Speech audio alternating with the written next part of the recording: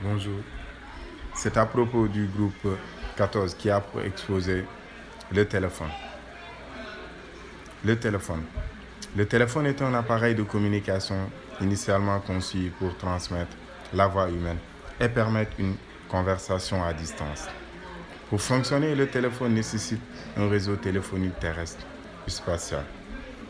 Le téléphone représente ainsi un marché important du secteur des télécommunications. Les inventeurs. En France, Charles Bourseul, agent de l'administration des télégraphes, posa le principe du téléphone. Il publia un article dans l'illustration 26 août 1864 sous le titre Transmission électrique de la parole. Le téléphone a été exploité commercialement aux États-Unis dès 1877 et en France dès 1879 grâce au brevet déposé par Alexandre Graham Bell. Le téléphone manuel. À ses débuts, le réseau téléphonique était entièrement manuel. L'appel d'un correspondant est effectué par la procédure suivante. L'abonné décroche le combiné de son téléphone. Cette action provoque la chute d'un volet annonciateur au central, parfois à l'image d'un voyant. Une opératrice répond à l'abonné, note le numéro du correspondant en parler. Si le correspondant dépend du même central, la connexion avec l'abonné se fera en local. Sinon, l'opératrice appelle une autre opératrice chargée du central rattachement de la personne appelée. Le bouton d'appel a été progressivement remplacé par une magnéto. Son rôle est de produire d'une des plus présentes chez l'abonné dont l'entretien était particulièrement coûteux.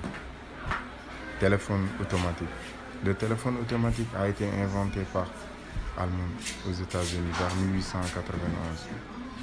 Celui-ci, entrepreneur de pompes funèbres, soupçonnant les opératrices de privilégier son concurrent, voulait éliminer les opérations manuelles lors de l'établissement d'une communication. Le communicateur automatique sera testé en France dès 1912 à Nice. Le téléphone.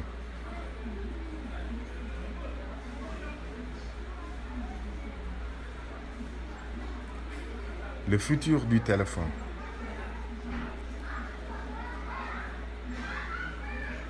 Le téléphone. Les effets du téléphone sur la santé. Le téléphone. Bien qu'aucune preuve scientifique ne permette de démontrer que l'utilisation du téléphone mobile présente un risque pour la santé, cette hypothèse ne peut définitivement être exclue. Le développement rapide de l'utilisation des téléphones portables et la construction des stations de base ont suscité la crainte que la technologie des téléphones cellulaires puisse avoir des effets néfastes. Les hypothèses. Conséquences du téléphone. Des effets négatifs qui ne sont pas réellement prouvés et le portable. Des dangers qui ne sont pas confirmés. Aujourd'hui, le téléphone portable est l'une des plus grandes avancées de la science. Il a révolutionné le monde moderne en devenant un outil indispensable pour tous.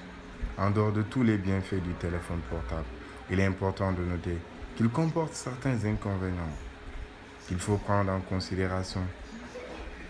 D'abord, les bactéries que contiennent les téléphones portables constituent un réel danger pour l'environnement et la santé humaine. Ensuite, la production des téléphones engendre une énorme émission de gaz carbonique. Enfin, le rayonnement électromagnétique qu'engendrent ces téléphones influence négativement la santé humaine.